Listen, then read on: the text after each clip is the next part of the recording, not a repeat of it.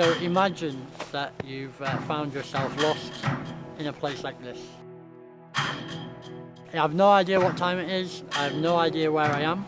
My plane is crash landed, emergency landed.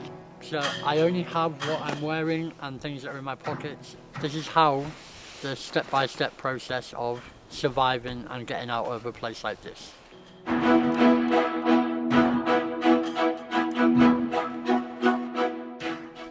Now I have to make a decision about what I'm going to do.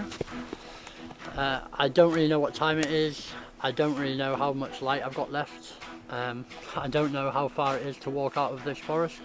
So I've made a decision to stay in the wood for the night, which means that I need shelter, I need fire, and I need some water.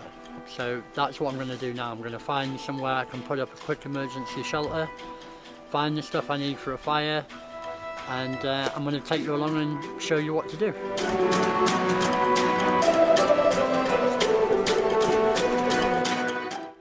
Okay, so this is the area that I've decided to make my shelter on.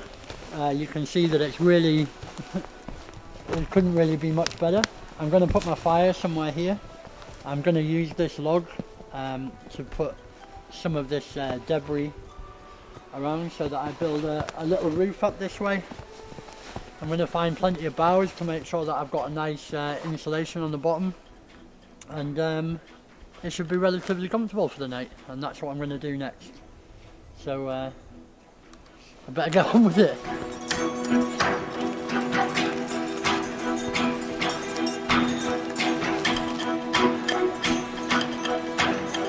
So this is going to be how I make my roof, and it doesn't need to be, you know, hugely big at the moment, and it's only snowing really fine. I don't expect it's going to rain, but what I do have to be careful of is these ones underneath, like this, these little bits, because I don't want to move around and, you know, get them stuck in my eye or in my head or something. So I'll just collect a load of the fallen branches like this that'll make my roof, and then I'll cover it with boughs and maybe some snow even, and that's going to be the roof.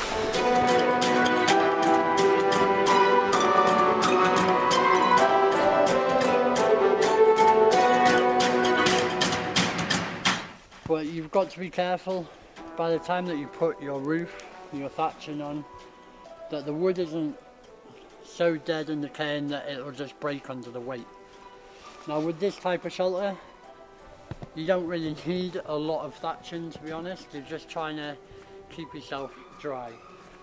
So all that I've done is, all of these trees have died and they're just kind of standing around, but they'll actually hold the weight that I'm going to put on the top.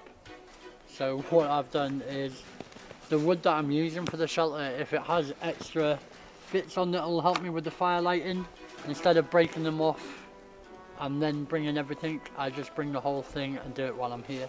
Saves a lot of labour and makes your fire starting a lot easier.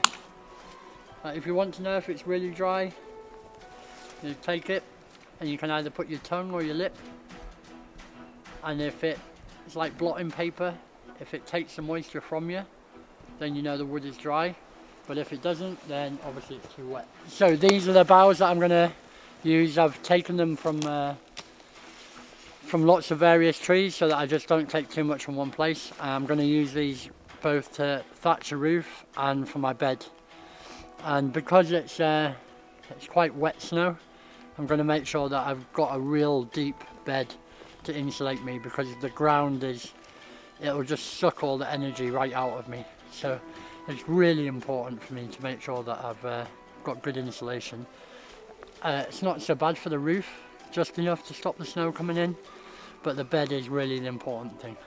Start at the bottom, as it were, and work your way up so that you have layer upon layer upon layer, and that way the needles themselves act like little tiles, so anything that does come on that melts will hopefully start to run that way. Once I've got the fire going, this whole area here the snow will melt and it will start to dry off. So really all I want to do is pile a really good layer on, build it up this way, enough so that it keeps the snow off me. It's definitely worth it. As the old saying goes, any fool can be cold. the last thing that I'm going to do to finish the shelter off is I'm going to find a log to put in front of my bed here. One, so that my bedding doesn't move as I'm sleeping, and it just gives me a tiny little bit of protection from the fire. It stops me rolling into the fire. Okay, so my shelter is finished. I've got a good layer of spruce boughs now for insulation against the ground and the cold. My roof is no more than it needs to be. So it hasn't taken me a long time. It's maybe taken me about 40 minutes or so. It's just enough to keep the snow off me.